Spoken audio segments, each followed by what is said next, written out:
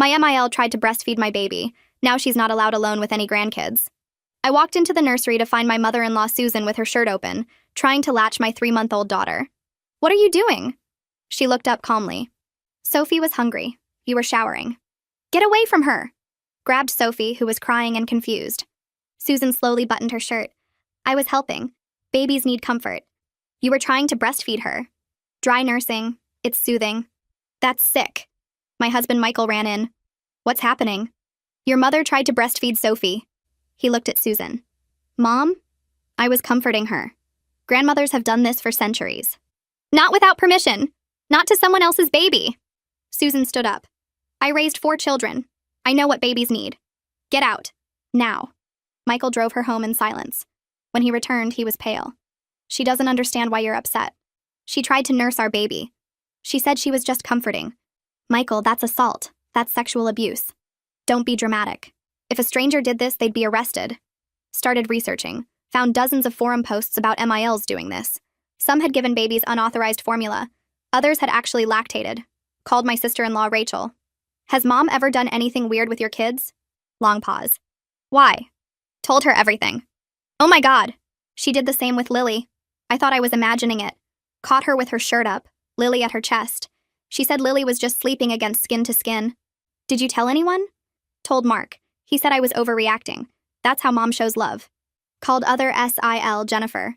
She was quiet for too long. She watched Aiden last month while I was at work. When I picked him up, he wouldn't latch properly for 2 days. Kept rejecting me. You think she... I found formula in her diaper bag. The brand I'm allergic to. She said it was old, from when her kids were babies. 3 daughters-in-law. 3 incidents. We agreed to confront her together at Sunday dinner. Susan denied everything. You're all hormonal, seeing things that aren't there. Rachel pulled out her phone. I have video. She'd installed nanny cam after the first incident. Video showed Susan attempting to nurse Lily multiple times. Susan went white. That's out of context.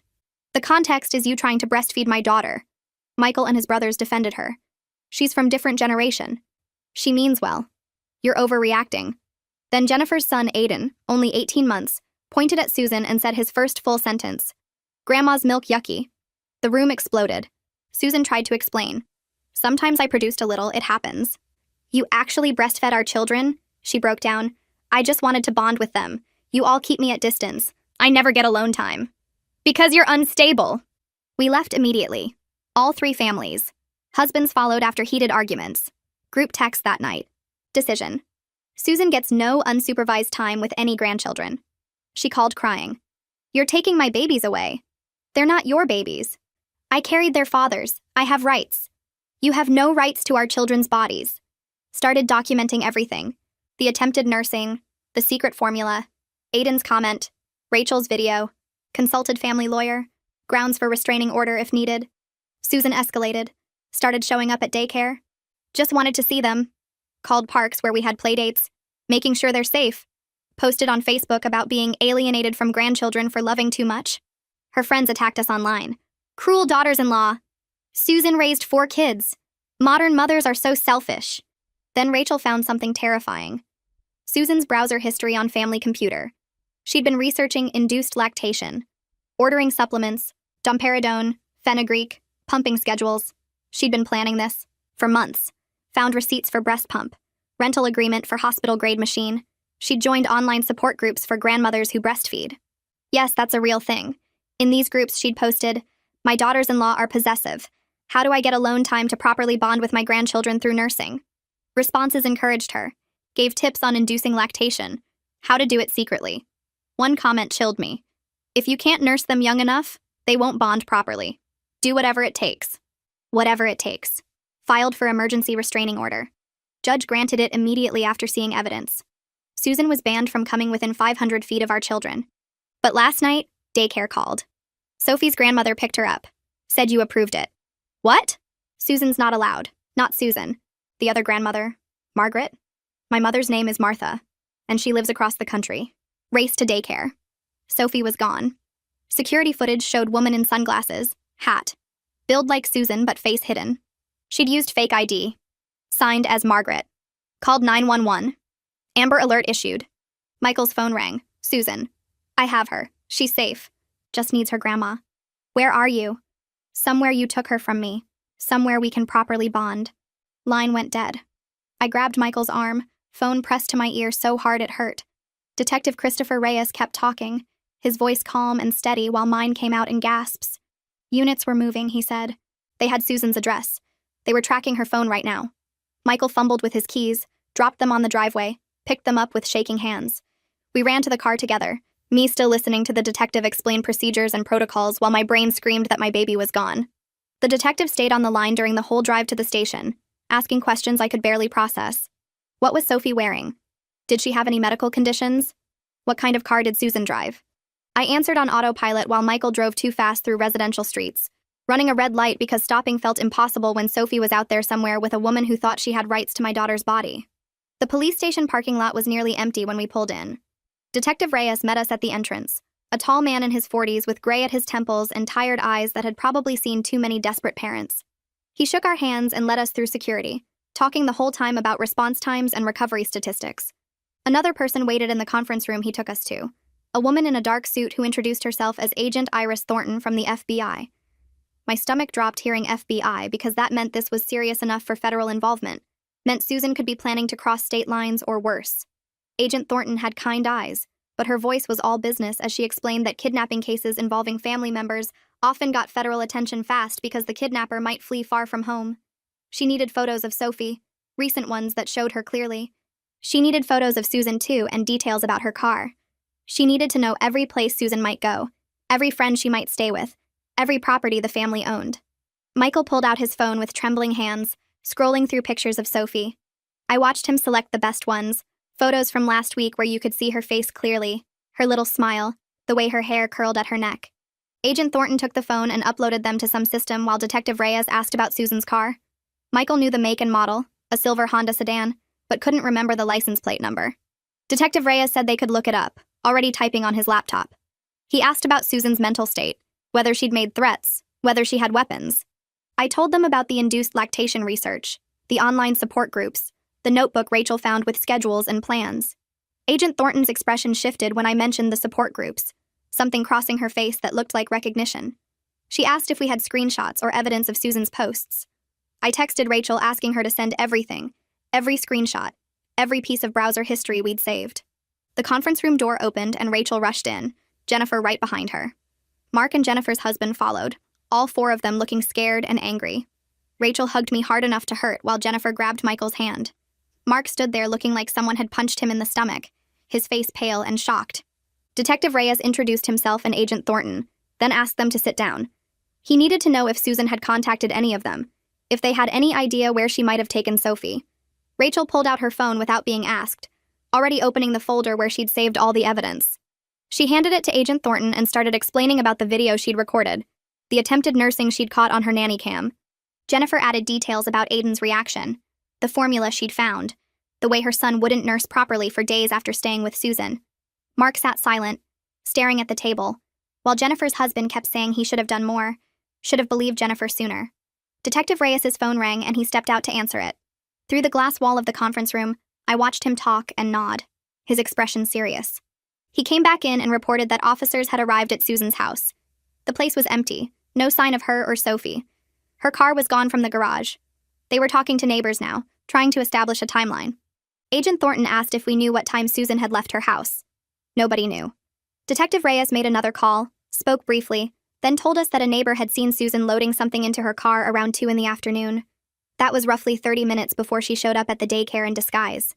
She'd planned this carefully, given herself time to change clothes, put on the sunglasses and hat, become someone else. Detective Reyes pulled up the daycare security footage on his laptop and turned it so we could see. My stomach twisted watching the video. There was Susan walking through the daycare entrance, but she didn't look like Susan. She wore clothes I'd never seen on her, a casual style that wasn't her usual taste. The sunglasses covered half her face and the hat shadowed the rest. She moved confidently, like she belonged there, like she had every right to pick up my daughter. The timestamp showed 3:15 in the afternoon, exactly when I'd been driving home from the grocery store, completely unaware that my world was ending. I watched her sign the clipboard, hand over ID that must have been fake, smile at the daycare worker. She looked calm, prepared, like she'd practiced this moment in her mind 100 times. The daycare director arrived at the station 20 minutes later, her eyes red from crying. She kept apologizing, saying she'd checked the ID, that the woman knew all the right information. Sophie's full name, her birthday, details about her schedule. The director explained that Margaret was listed as an approved pickup person in the system, because I'd added my mother months ago when she'd planned to visit. Susan must have known that somehow, must have researched enough to know she could use that name. Agent Thornton asked gentle questions while I sat there wanting to scream at this woman who'd handed my baby to a kidnapper. But Agent Thornton touched my arm and guided me away from the director, back to the conference room where we could focus on finding Sophie instead of blaming someone who'd been fooled by a woman who'd spent months planning this. Detective Reyes got another call, and this time his expression changed when he answered. He listened, asked a few questions, then thanked whoever was on the other end. He turned to us and said they'd tracked Susan's phone to a location about 2 hours north, somewhere rural near a state park. Agent Thornton leaned forward, suddenly more animated. She said this was actually good news because Susan hadn't crossed state lines yet.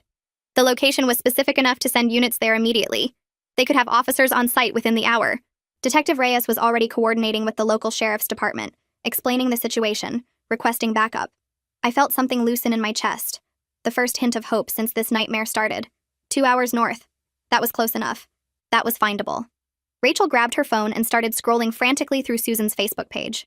She went back months, looking at every post, every photo, every comment. Then she stopped, her face going white. She turned her phone toward us, showing a post from 3 months ago. Susan had shared a photo of a cabin in the woods, tagged her friend Barbara in it. The caption read something about a cozy place for family bonding time, perfect for getting away from stress. 3 months ago, before Sophie was even born. Rachel's hands shook as she zoomed in on the photo, showing the cabin surrounded by pine trees, isolated and remote. Susan had been planning this since before my daughter existed, thinking ahead to the moment when she'd need a place to take a baby and hide. Agent Thornton took Rachel's phone and immediately started making calls. She spoke quickly, efficiently, asking someone to track down Barbara's contact information. Detective Reyes joined in, accessing property records, searching for any cabin or property registered to Susan's friends. Within minutes, Agent Thornton had Barbara on the phone. I watched her face as she talked, professional but urgent, explaining that this was a federal investigation and she needed information about a cabin. Barbara must have cooperated because Agent Thornton grabbed a pen and started writing down an address. She thanked Barbara, ended the call, and looked at Detective Reyes with grim satisfaction. Susan had asked to borrow the cabin last week, told Barbara she needed quiet time to think. Barbara had given her a key and the exact address, completely unaware that she was helping someone commit a federal crime. Detective Reyes ended the call and turned to us with the first real information we'd had in what felt like forever. The local sheriff's department confirmed Susan's car was parked outside the cabin. Plates matched. No sign of anyone else around. He started making more calls, his voice shifting into something harder and more urgent as he explained the situation to whoever was on the other end. A tactical response team was assembled because nobody knew what state Susan was in mentally, whether she'd panic if cornered, whether she might hurt Sophie if she felt trapped. The words made my legs go weak, but Michael caught my arm and held me up. Agent Thornton was already coordinating with the sheriff's department, pulling up maps on her laptop, showing Detective Reyes where the cabin sat in relation to the nearest roads and how the team should approach. She kept her voice calm and professional, but I could see the tension in her shoulders, the way her fingers moved fast across the keyboard. The waiting started, and it was worse than anything that came before. The SWAT team had to assemble from wherever they were stationed, had to load equipment and drive 2 hours to a cabin in the middle of nowhere. Agent Thornton updated us every 10 minutes like she promised, but each update was just confirmation that they were still driving, still preparing, still not there yet. I sat in a plastic chair in the police station conference room and tried not to think about what Susan was doing to my baby right now. Was Sophie crying? Was she hungry? Was Susan actually trying to nurse her, forcing her to latch onto dry nipples while Sophie screamed for real food? My breasts ached thinking about it, the physical reminder that Sophie needed me and I wasn't there. Michael paced the room, his phone in his hand, his face pale and sweaty. Rachel and Jennifer sat together on the other side of the table, holding hands, both of them crying quietly. Their husbands stood near the window, Mark with his arms crossed tight across his chest, Jennifer's husband with his head down like he couldn't bear to look at anyone. Michael's phone rang and he answered it immediately, putting it on speaker so we could all hear. His brother's voice came through, shaky and desperate, asking if there was any news. Michael told him about the cabin, about the tactical team being assembled, about how we were waiting for confirmation that they were in position. Mark grabbed the phone from Michael's hand and started talking to his brother, his voice breaking as he said he should have believed us from the start. He should have protected Lily better. He should have seen what their mother was capable of. Jennifer's husband took the phone next and he was crying openly now, saying he'd failed Aiden, failed to keep him safe from someone who was supposed to love him. Michael's other brother joined the call, and all three of them were talking at once, their voices overlapping with guilt and horror and disbelief that their mother had actually stolen a baby. Michael stood in the middle of the room listening to his brothers fall apart, and I watched something change in his face, some final piece of denial breaking away. Detective Reyes's phone buzzed, and he stepped out of the room to take the call. Through the glass wall, I could see him nodding, asking questions, his expression focused and intense. He came back in and told us the tactical team was in position around the cabin. They'd approached on foot to avoid alerting Susan. They had visual confirmation through the windows. Then he said the words that made my vision go dark around the edges. Susan was inside, holding Sophie, and from what they could see through the window, she appeared to be attempting to nurse her. I felt my knees buckle, and suddenly Agent Thornton was there, her hands on my shoulders, steadying me and talking in a low, urgent voice. She said Sophie appeared physically unharmed from what the team could observe, just fussy and moving around, which meant she was responsive and alert. The team was preparing to enter because they had clear visual. Susan was alone, and there was no indication of weapons or immediate danger beyond what Susan might do if she panicked. Everything happened fast after that. Detective Reyes got another call, and he listened for maybe 30 seconds before ending it and turning to us with an expression I couldn't read. The entry had happened, the team breached the door and had Susan in custody within 30 seconds of entering the cabin. Sophie was screaming but appeared unharmed. Paramedics were with her now, checking her condition. I couldn't breathe, couldn't process what he was saying, could only focus on the word unharmed and the fact that Sophie was screaming, which meant she was alive and conscious. Michael was asking questions, demanding to know where they were taking her, when we could see her, if she was really okay. Detective Reyes said they were transporting Sophie to the nearest hospital for evaluation, a small rural facility about 20 minutes from the cabin, and we could drive there now to meet them. We were out the door before he finished talking, Rachel and Jennifer and their families right behind us. The drive took 2 hours, and every minute felt like drowning. Michael drove with both hands tight on the wheel, his jaw clenched so hard I could see the muscles jumping. I sat in the passenger seat with my phone in my lap, waiting for updates from Agent Thornton, who was coordinating with the hospital. My breasts were leaking milk through my shirt, my body responding to the knowledge that Sophie was somewhere crying and hungry, and I wasn't there to feed her. Michael reached over and grabbed my hand, squeezed it so tight it hurt, but I didn't pull away, just squeezed back and stared out the window at the dark highway stretching ahead. Behind us, Rachel and Jennifer were following in their own cars, all of us racing toward the same small hospital in the middle of nowhere. We pulled into the hospital parking lot and ran for the entrance, not bothering to park properly, just abandoning the car near the emergency room doors. Inside, a nurse directed us to a room down the hall where the paramedics were with Sophie. I pushed through the door, and there she was, lying on an examination table, crying that angry, hungry cry I knew so well. I grabbed her, and she latched onto me within seconds, her little mouth finding my nipple like she'd been searching for it for hours.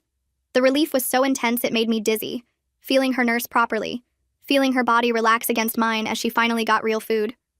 Michael stood next to me with his hand on Sophie's head, tears running down his face, neither of us able to speak.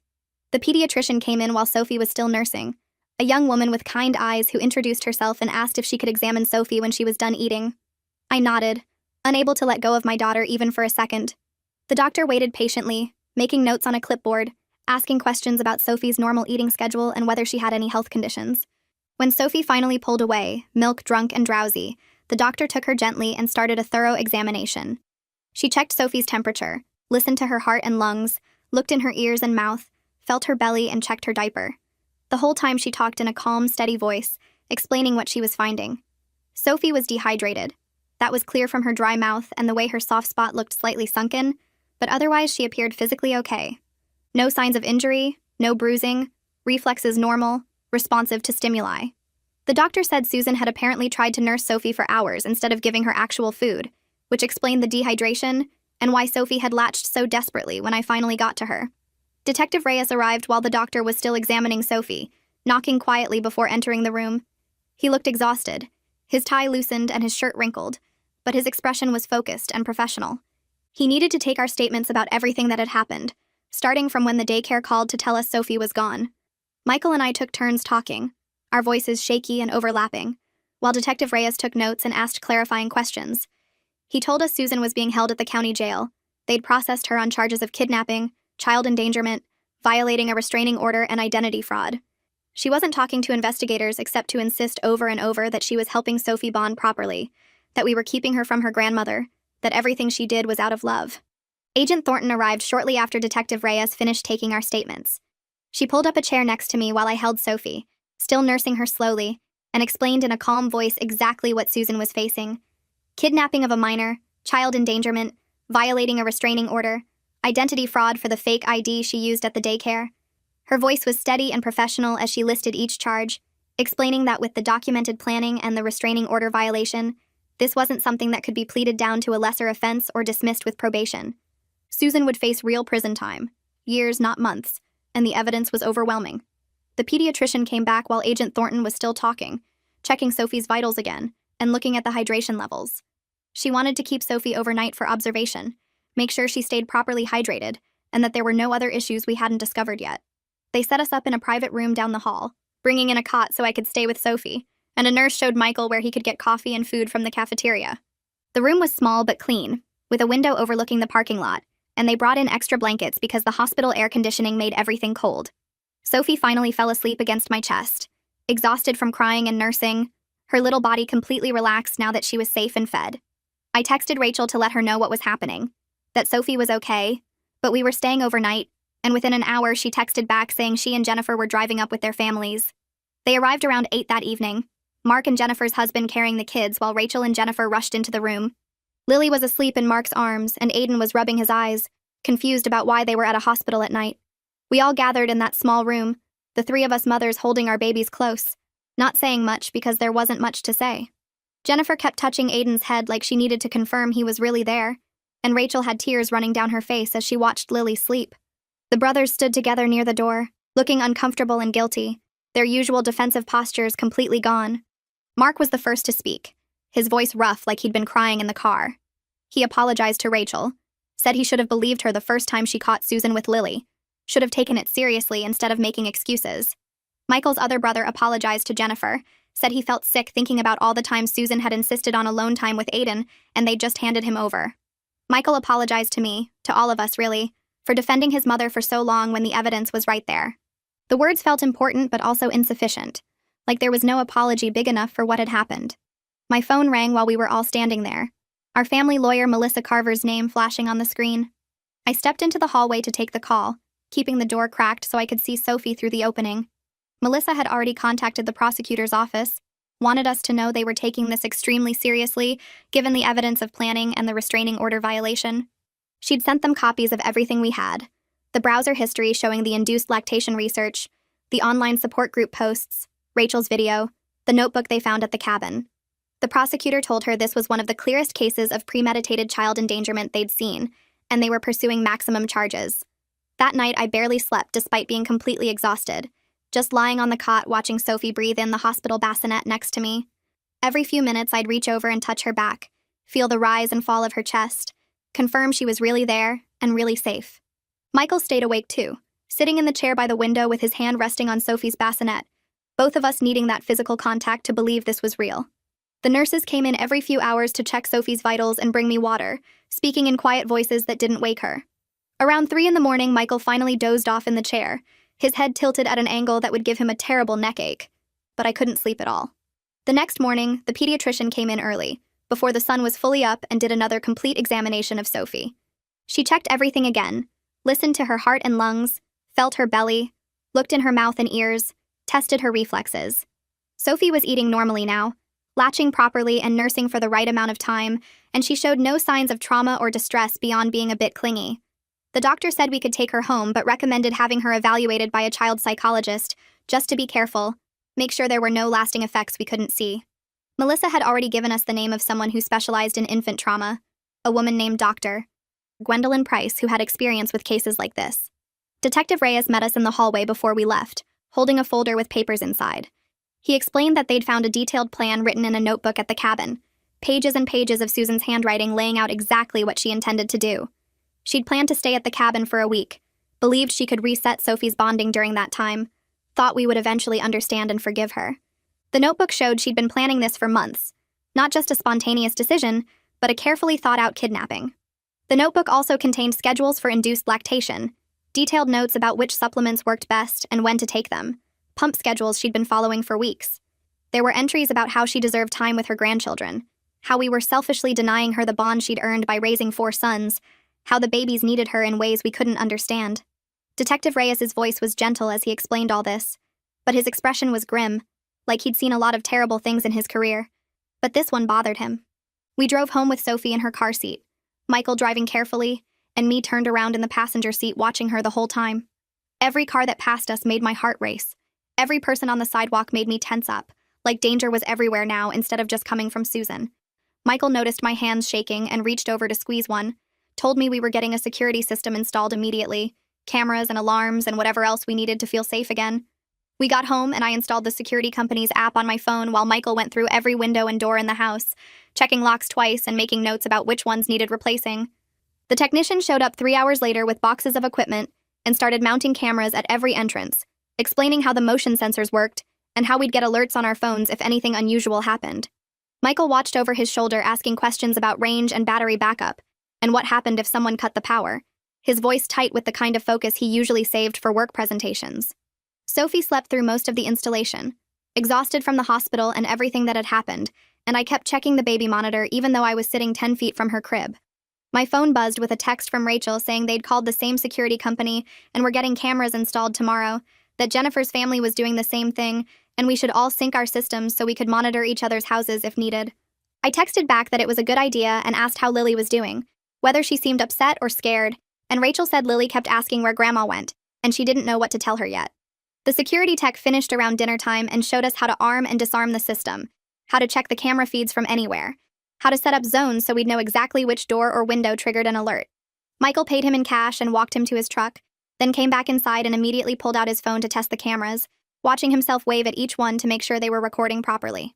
Melissa called the next morning while I was nursing Sophie and told me Susan's bail hearing was scheduled for that afternoon, that the prosecutor was arguing she shouldn't get bail at all because she'd already violated one restraining order and kidnapped a baby, which showed she was both dangerous and a flight risk. She said the evidence was strong and the judge would probably deny bail, but we should be prepared either way, that Susan's lawyer would argue she had no criminal history and was a respected member of the community who just made a terrible mistake. I asked if we had to be there in person, and Melissa said no, that we could attend via video link from her office if we wanted to see what happened, that it might give us some peace of mind to watch the legal system actually work.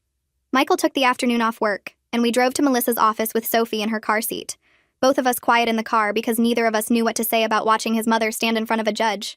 Melissa set us up in a conference room with a laptop showing the courtroom feed and brought us coffee we didn't drink, then sat with us while we waited for Susan's case to be called. When she finally appeared on screen in an orange jumpsuit with her hands cuffed in front of her, Michael made a sound like someone had punched him in the stomach. And I reached over to squeeze his hand even though part of me wanted to let him sit with the pain of seeing what his mother had become. Susan's lawyer stood up and started talking about her clean record and her 4 sons and her history of community service, painting her as a confused grandmother who loved too much and made one terrible error in judgment, and I felt my jaw clench so hard my teeth hurt. The prosecutor stood up next and laid out the evidence in a calm voice that somehow made everything sound worse, talking about the months of planning and the fake ID and the induced lactation supplies and the restraining order she'd violated, and I watched Susan's face on the screen go pale and tight like she was finally understanding that this was real. The judge listened to both sides without expression, and then started talking about how the court had to consider public safety and the defendant's likelihood to reappear for trial, that this wasn't about punishment yet, but about protecting the community and ensuring the legal process could proceed.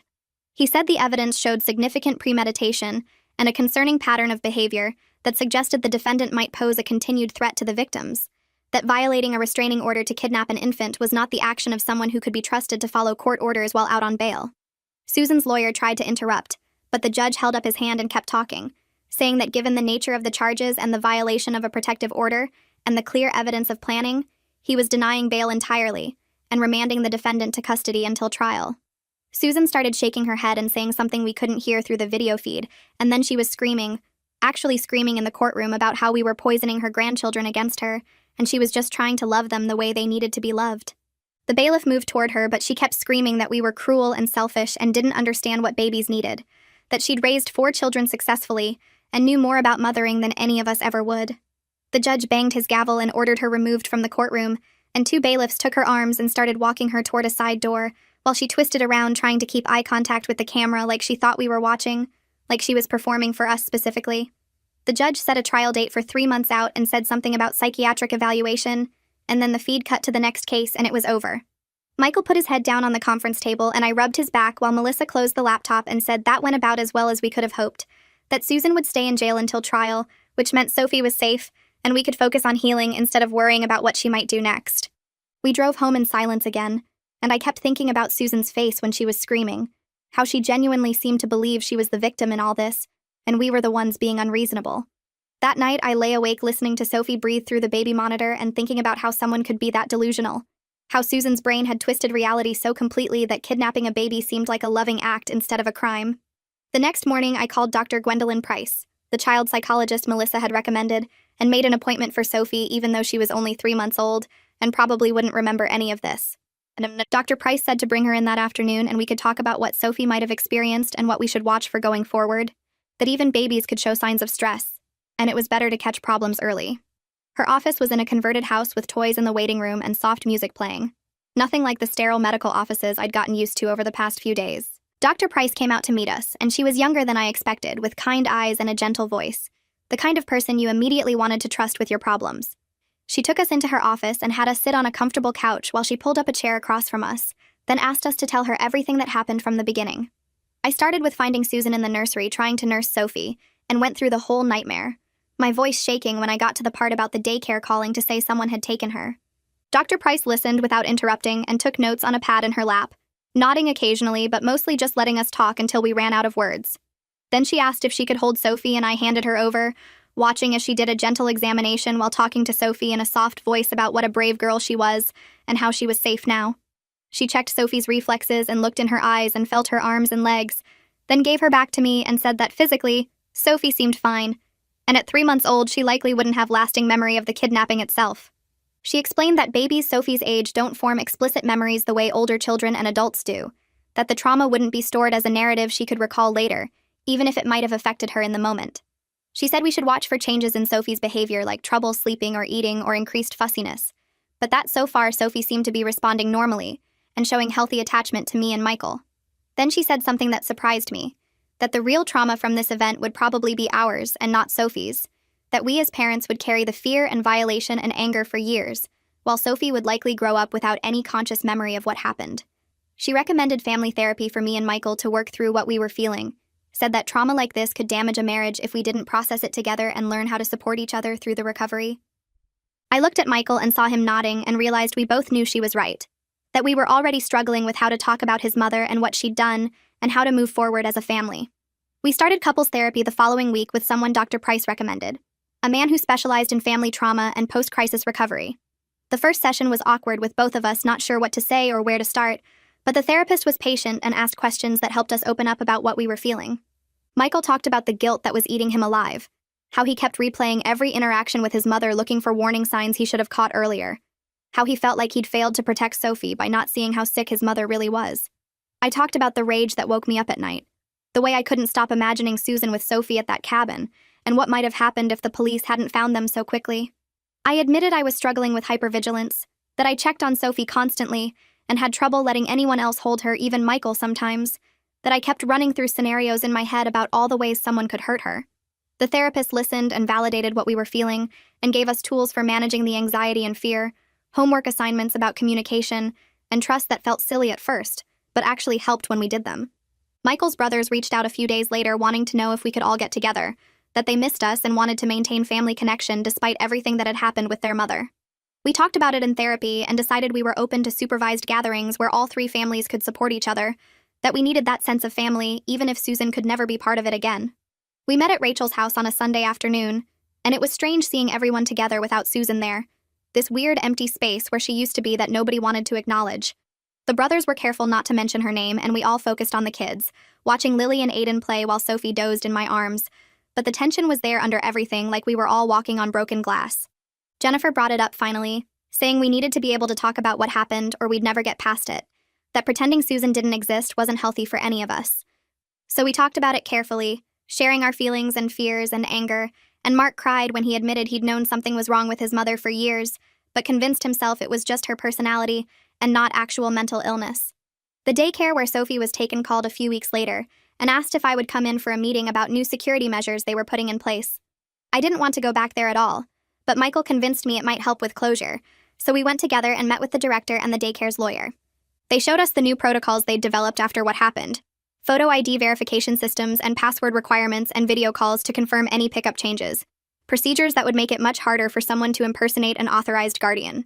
The director apologized again with tears in her eyes, and I wanted to be angry at her, but mostly I just felt tired. Like anger took too much energy, and I needed to save it for healing instead. I told her the new security measures were good, and might protect other families even though they came too late for us. And she thanked me for understanding. Even though I wasn't sure I did understand. Wasn't sure I'd ever fully forgive the failure that let Susan walk out with my baby. Melissa called that afternoon to say she'd been working on a civil lawsuit against Susan for emotional distress and Sophie's medical expenses. That we could file it alongside the criminal case to establish a legal record of the harm she'd caused. She said it wasn't really about getting money because Susan probably didn't have much anyway, but about accountability and documentation, and making sure there was a paper trail of what she'd done in case we ever needed it in the future. Michael and I talked about it and decided to move forward with the lawsuit, that we wanted every possible legal protection in place, and every official acknowledgement that what Susan did was wrong and harmful and criminal. Melissa drafted the paperwork and we signed it in her office, reading through page after page describing the kidnapping and the psychological damage and the violation of trust, seeing our nightmare laid out in legal language that somehow made it feel both more real and more distant at the same time. 2 weeks after the kidnapping, I woke up and realized I'd slept through the entire night. Sophie hadn't cried once, and I hadn't jerked awake every hour to check her breathing. Michael noticed me stretching in bed and smiled, the first real smile I'd seen from him in weeks. He said it was the first time he'd seen me relax since everything happened. I wanted to feel guilty about sleeping when Susan was still out there, still able to contact lawyers and make decisions about her future. But my body had finally decided it needed rest more than it needed constant watching. Sophie was safe in her crib, breathing steadily, completely unaware of how close she'd come to being lost forever. I picked her up for her morning feeding and she latched on immediately, hungry and trusting, and I felt something loosen in my chest that had been tight since the day at the daycare. Rachel called that afternoon while I was doing laundry. Her voice was shaky when she asked if I had a minute to talk. Lily had asked about Grandma that morning, pointing at a photo on the fridge from before everything happened. Rachel said she froze, didn't know what to say to a 3-year-old about why Grandma wasn't allowed to visit anymore. We talked for almost an hour about how to handle this with our kids when they got older. How do you explain to a child that their grandmother tried to hurt them without making them scared of everyone? How do you be honest about what happened without giving them nightmares? Rachel said she'd been thinking about it constantly, worrying that Lily would remember something and be confused or scared. I told her what Dr. Price had said, that Sophie probably wouldn't remember any of it, but Lily was older and might have fragments of memory. We agreed we'd figure it out together, that all 3 of us would coordinate how we talked to our kids so they heard consistent messages about safety and boundaries. Rachel cried a little and said she was glad we had each other, that she didn't know how she'd get through this alone. The prosecutor's office called the next day. A woman named Linda Marsh explained that Susan's lawyer was trying to negotiate a plea deal. She wanted our input on whether we'd accept a plea or prefer to go to trial. I asked what the difference was, and she explained that a trial could take months, would require us to testify and relive everything in front of a jury, but might result in a longer sentence. A plea deal would be faster, less traumatic for us, but might mean Susan served less time. Linda said she couldn't make the decision for us but wanted us to understand our options. I told her I needed to talk to Michael and the other families before deciding anything. She said that was fine and gave me her direct number to call back within a week. Michael and I discussed it that night after Sophie went to sleep. He said he didn't think he could sit in a courtroom and listen to his mother's lawyer try to make excuses for what she did. I understood that, but I also wanted Susan to face real consequences, not just get a slap on the wrist and probation. We called Rachel and Jennifer, and all 3 families agreed to meet with Melissa and the prosecutor together. We needed to make this decision as a united group since Susan had violated all our children. The meeting happened at Melissa's office 3 days later. All 6 adults crammed into her conference room while a paralegal watched our kids in the waiting area. Linda from the prosecutor's office joined us and laid out the options clearly. If we went to trial, she was confident they could get a conviction based on the evidence, but Susan's sentence would be up to the judge and could range anywhere from 2 to 7 years. If we accepted a plea deal, they could negotiate specific terms, guarantee a minimum sentence, and include conditions like mandatory psychiatric treatment and permanent restraining orders. Linda said Susan's lawyer was pushing for 18 months with treatment and probation, but she wasn't accepting that. She wanted our input on what we'd consider fair. Rachel spoke first and said she wanted Susan in actual prison, not just probation or house arrest. Jennifer agreed and added that she wanted permanent restraining orders for all the grandchildren, not just until they turned 18, but forever. Mark said he wanted mandatory psychiatric treatment, because his mother clearly had serious mental health issues that needed addressing. Michael was quiet for a long time before saying he wanted all of that plus registration as a child abuser, so there was a permanent record of what she did. I was surprised he said that. proud of him for putting our safety above his relationship with his mother. Melissa took notes on everything we said and told Linda that we'd only accept a plea deal if it included real prison time, mandatory treatment, and lifetime restraining orders. Linda said she could probably get 3 to 5 years in prison plus everything else we wanted. Susan's lawyer was still pushing for 18 months, but Linda wasn't budging on that. She said she'd update us after the next negotiation session. A month after the kidnapping, Melissa called to say Susan's lawyer had contacted her. Susan wanted to write apology letters to all of us. Melissa asked if we wanted to receive them, and I immediately said no. She conference called Rachel and Jennifer, and they both said the same thing. We didn't want to hear Susan's excuses or justifications. We didn't want her trying to manipulate us through fake apologies. Melissa said she'd inform Susan's lawyer that we were declining the letters and they wouldn't be sent. She also mentioned that refusing the letters might actually help our case because it showed we weren't interested in reconciliation and took the threat seriously. Jennifer called me a few days later, voice shaking. She'd been doing research online and found that the support group Susan was part of had been reported to authorities. Apparently, several members were encouraging illegal behavior, and some had criminal records related to child endangerment. One woman had been arrested for giving her grandchild unprescribed medication. Another had been investigated for attempting to breastfeed her grandson after the parents explicitly forbade it. Jennifer said reading through the archived posts made her sick. These women were actively coaching each other on how to violate boundaries and hurt children while convincing themselves they were helping. She sent me screenshots of some of the posts, and I wished I hadn't looked.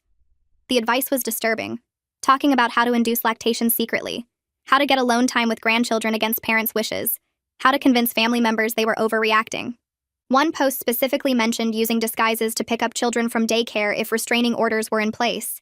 Knowing that Susan was part of a community that validated her delusions made everything worse somehow. It wasn't just that she was mentally ill and acting alone. She'd found people who encouraged her to violate our children, who told her she was right and we were wrong, who gave her specific instructions on how to hurt our babies. She'd been planning this for months with help from strangers on the internet, who shared her twisted ideas about grandmother rights and bonding through breastfeeding. I felt sick thinking about how many other families might be dealing with similar situations, how many other grandmothers might be in those groups plotting to hurt their grandchildren. 2 months after the kidnapping, Linda called with news. Susan had accepted a plea deal. 4 years in prison, mandatory psychiatric treatment both during and after incarceration, lifetime restraining orders for all 3 grandchildren, and registration as a child abuser. Linda said it was a good outcome, better than she'd initially hoped for. Susan's lawyer had fought hard for less time, but Linda held firm on the 4 years. The registration as a child abuser meant Susan's name would be in a database, that any future employer or organization working with children would see what she'd done. The lifetime restraining orders meant that even after she got out of prison, she could never contact our children, never show up at their schools or activities, never try to be part of their lives. Linda said the sentencing hearing was scheduled for 2 weeks out, and we'd each have a chance to read victim impact statements if we wanted. We attended the sentencing hearing together, all 3 families dressed formally and sitting in the front row. Susan was brought in wearing an orange jumpsuit, her hair greasy and her face puffy from crying. She looked at Michael and his brothers and started crying harder, but they all looked away. The judge reviewed the plea agreement and asked Susan if she understood the terms. She nodded and said yes in a voice so quiet I barely heard it. Then the judge asked if the victims wanted to make statements. I stood up first, hands shaking as I held the paper I'd written. I talked about the terror of those hours not knowing where Sophie was, thinking she might be hurt or dead. I described the ongoing nightmares where I relived getting the call from the daycare, the panic of realizing my baby was gone. I explained how this violated our family's safety and trust, how I couldn't even take Sophie to the park anymore without looking over my shoulder constantly. I said Susan's actions weren't about love or bonding, they were about control and violation, and she deserved every year of the sentence she was getting. My voice broke at the end, but I made it through the whole statement without stopping. Rachel stood up next and her hands shook as she read from her notes. She talked about installing the nanny cam after catching Susan that first time with Lily. She said she'd doubted herself for months, wondering if she'd really seen what she thought she saw. Finding the video evidence had been scary because it meant she was right, that her instincts had been telling her the truth all along.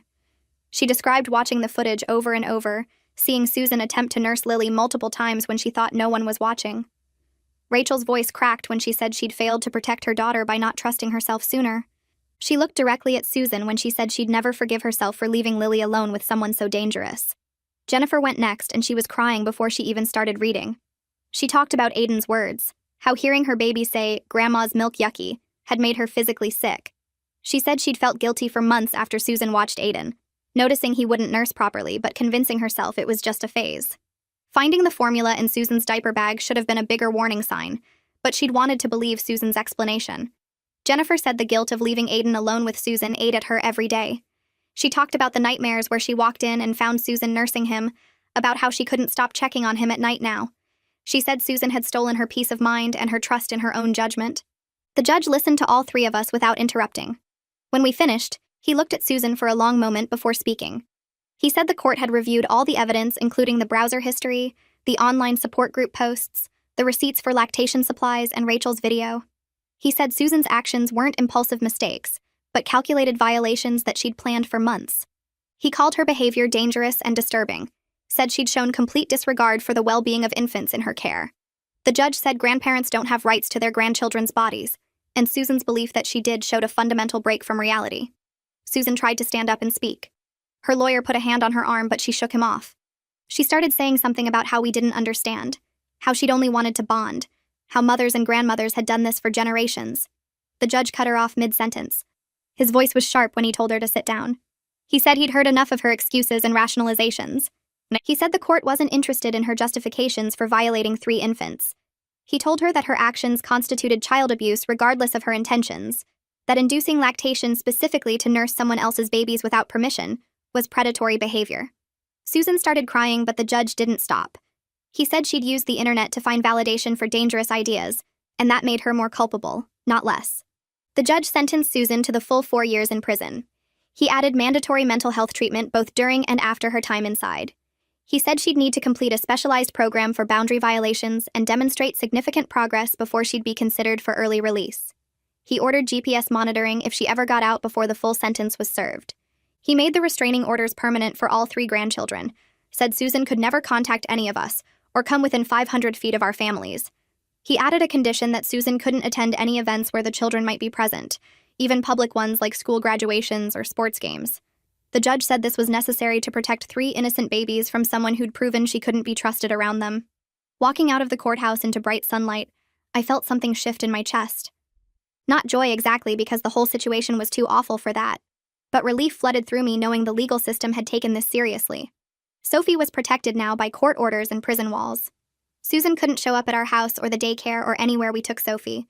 The judge had called her actions what they were: abuse and violation, not love or bonding. He'd seen through all her excuses and rationalizations. Michael walked beside me carrying Sophie in her car seat, and his face looked lighter than it had in weeks.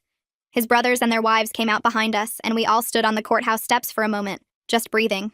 And 3 months passed, and life started feeling almost normal again. Michael's relationship with his brothers got better as they processed everything together. They started a group chat where they talked about losing their mom, not to death but to her own choices and mental illness. Mark posted about feeling guilty for defending her so long. Jennifer's husband talked about the anger he felt toward Susan for what she'd done to all their families. Michael shared his grief about realizing his mom had been planning this for months while smiling at family dinners. The brothers supported each other through the complicated feelings of mourning someone who was still alive, but had become someone they couldn't recognize. I took Sophie to see Dr. Price for a follow-up appointment.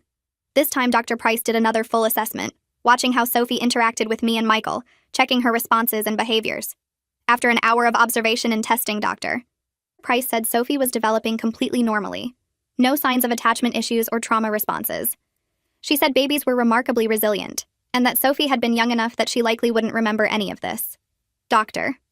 Price explained that our quick response and the fact that Sophie was only gone a few hours had prevented lasting damage. She said the bigger concern was our trauma and how we processed it, because babies picked up on their parents' stress. I started sleeping better after that appointment. The hypervigilance that had made me check Sophie every hour slowly decreased. I could take her to the park without scanning every face for Susan. I could let Michael's brothers hold her without hovering over them. I could breathe normally when the doorbell rang instead of panicking that someone was coming for her. The change was gradual, not sudden, but I noticed it happening. One morning I woke up and realized I'd slept 6 straight hours without checking the baby monitor. Another day I let Rachel watch Sophie while I ran errands and didn't call every 10 minutes. Small victories that added up to feeling human again. Rachel, Jennifer, and I became genuinely close friends through everything we'd been through together.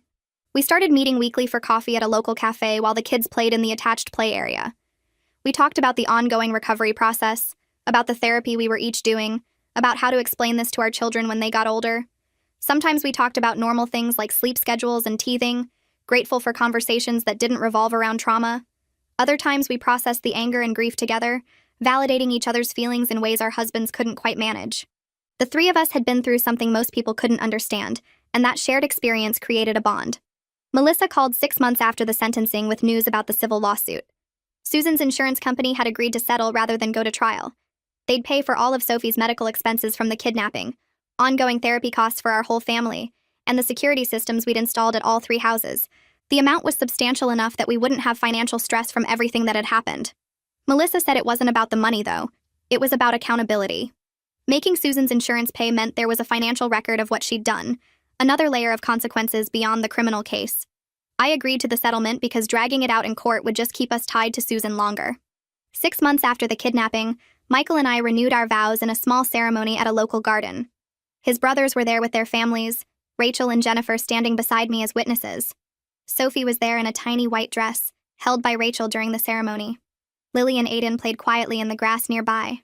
It was just us, the people who'd been through this nightmare together and come out the other side. No extended family, no big reception, just a quiet moment of reclaiming what Susan had tried to destroy. Michael cried when he said his vows about choosing me and Sophie every day, about building a family based on respect and safety. I cried too, feeling like we were starting fresh while honoring everything we'd survived. It felt like taking back our family from the trauma, like saying Susan didn't get to define us. Our first Thanksgiving without Susan felt strange but right. We hosted at our house with Rachel's family and Jennifer's family coming over early to help cook. The kids played in the living room while we worked in the kitchen, and nobody mentioned the empty chair where Susan would have sat. Michael's brothers brought their families, and we all crowded around our dining table, passing dishes and laughing at Lily's attempt to eat mashed potatoes with her hands. Rachel raised her glass for a toast about chosen family and protecting our children, and we all clinked glasses while the kids banged their sippy cups together. After dinner, we went through old photos and deliberately skipped over any that included Susan, creating new albums that showed just our 3 families together. Christmas came next, and we decorated our tree with ornaments the kids made at daycare, each one labeled with their names and the year. Jennifer suggested we start a tradition of camping every summer, just the 3 families, somewhere Susan could never find us. We planned the trip right there, looking at state parks and booking a group campsite for next July. Sophie's first birthday party happened on a sunny Saturday in our backyard, with balloons and a smash cake, and all 3 families gathered around to watch her dig into frosting.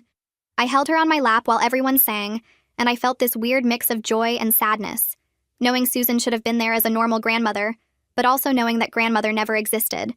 The woman who kidnapped my baby had always been who she really was, just hidden under a mask of normal family behavior. Michael squeezed my hand during the song, and I knew he felt it too. This bittersweet recognition that we were celebrating without his mother, because his mother was dangerous. Lily and Aiden helped Sophie open presents, tearing paper with more enthusiasm than she showed, and we took a million photos of the 3 kids playing together.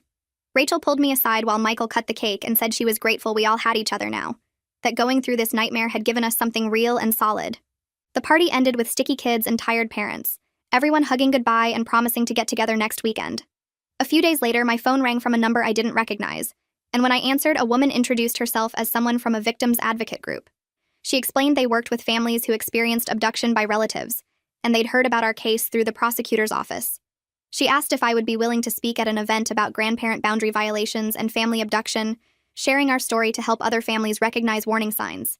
I told her I needed to talk to Michael first, and that night we discussed it over dinner while Sophie babbled in her high chair. Michael said he thought it was important, that other families needed to know they weren't crazy when their instincts told them something was wrong. I called the advocate back the next morning and agreed to speak at their event in 6 weeks. The speaking engagement was at a community center downtown, in a room with about 50 people sitting in rows of folding chairs. My hands shook while I stood at the podium and introduced myself, explaining that I was going to talk about what happened with my mother-in-law and our daughter. I told them about finding Susan trying to nurse Sophie, about discovering she'd done it to all 3 grandchildren, about the induced lactation research and the online support groups. I described the kidnapping and the terror of those hours not knowing where Sophie was, and I talked about the legal process and how we protected our families afterward. When I finished speaking, 3 women approached me separately, each one telling me they'd experienced similar violations with their own mothers-in-law but thought they were overreacting. One woman said her MIL had given her baby formula without permission, and she'd been told she was being dramatic. Another said she'd caught her MIL attempting to nurse her son, but her husband said it was just comfort. The 3rd woman was crying when she told me her MIL had been researching induced lactation too, and she'd found the browser history but didn't know what to do. I gave all 3 of them Melissa's contact information and told them to document everything, that their instincts were right, and their children's safety mattered more than family harmony. Driving home, I felt exhausted, but also like I'd done something useful, like sharing our nightmare might prevent someone else from living through the same thing. A year after the kidnapping, an official letter arrived saying Susan was up for parole review. My stomach dropped reading it, even though I knew she'd only served 1 year of a 4-year sentence. All 3 families worked with Melissa to submit statements opposing early release, each of us writing about the ongoing impact of what Susan did. Rachel described how Lily still sometimes woke up crying and asking for her mommy. Jennifer wrote about Aiden's fear of being left with anyone besides immediate family. I detailed the security systems we'd installed, the therapy we were still doing, and Sophie's medical expenses from the kidnapping. Michael wrote about losing his mother not to death but to her own choices, about having to protect his daughter from his own parent. The parole board reviewed everything and denied Susan's application, saying she hadn't completed enough of her mandated psychiatric treatment and still showed no real understanding of why her actions were wrong. Michael came home from his therapy session one evening and sat down next to me on the couch, taking my hand. He said his therapist had told him he'd finally processed his grief about his mother, that he'd learned to mourn what could have been while protecting what actually is. He cried a little while he talked about accepting that the mom he thought he had never really existed, that Susan's mental illness and obsession had always been there under the surface. I held him while he cried and told him I was proud of how far he'd come, how he'd chosen us over his mother when it mattered most. Sophie started walking right around 13 months, taking wobbly steps between the couch and the coffee table while we cheered her on. She called me Mama and Michael Dada, and she had no awareness of the trauma that marked her early months. We'd protected her from that knowledge for now, knowing we'd have to tell her someday, but grateful she could just be a happy toddler. She loved playing with Lily and Aiden, the 3 of them forming their own little bond at family gatherings. Rachel called one Tuesday to say they'd found a house 3 blocks from ours and were putting in an offer. Jennifer texted the same week that they'd decided not to move across the country like they'd been planning, that they wanted to stay close to us instead. The 3 families became a chosen family unit, supporting each other and creating safety through community. We had weekly dinners rotating between houses, and the kids grew up more like siblings than cousins. I wrote an article about our experience for a parenting magazine, using fake names but telling the full story about Susan's obsession, the kidnapping, and the legal aftermath. The editor called to say they were getting an overwhelming response. Hundreds of messages from readers who'd experienced similar violations with their own relatives. Women wrote about mothers-in-law who'd given babies unauthorized formula, who'd attempted to nurse grandchildren, who'd violated boundaries in ways that made the mothers feel crazy. I passed the contact information along to the victims' advocate group, hoping they could help these families too. 2 years after the kidnapping, we were genuinely happy. Sophie was thriving at 2 years old, talking in full sentences and showing Michael's sense of humor. Our marriage was stronger because we'd survived something that could have destroyed us, and we'd learned to communicate about hard things instead of avoiding them. We'd built a life surrounded by people who respected boundaries and prioritized children's safety, and that felt more valuable than any traditional family structure. The 3 families celebrated holidays together, went on camping trips every summer, and showed up for each other's kids like they were all our own children. 3 years went by faster than I expected. Sophie turned 4 and started preschool. Rachel's Lily was in kindergarten, and Jennifer's Aiden was almost 3. The 3 families still got together every week for dinner, and the kids played like they'd always been best friends. Michael finished his therapy, and we were stronger than we'd ever been before. His brothers stayed close too, all of us building this new family that didn't include Susan. Then one Tuesday morning, Melissa called with news. Susan was getting out early for good behavior. She'd served 3 years instead of 4, and they were releasing her next month. The restraining orders would stay in place, and she had to keep going to therapy. They were also making her wear a GPS monitor, so we'd know if she came anywhere near us. My hands shook while Melissa explained all the conditions. Michael came home early from work, and we sat at the kitchen table going over everything. The GPS would alert us if Susan got within a mile of our house, the kids' schools, or any of our usual places.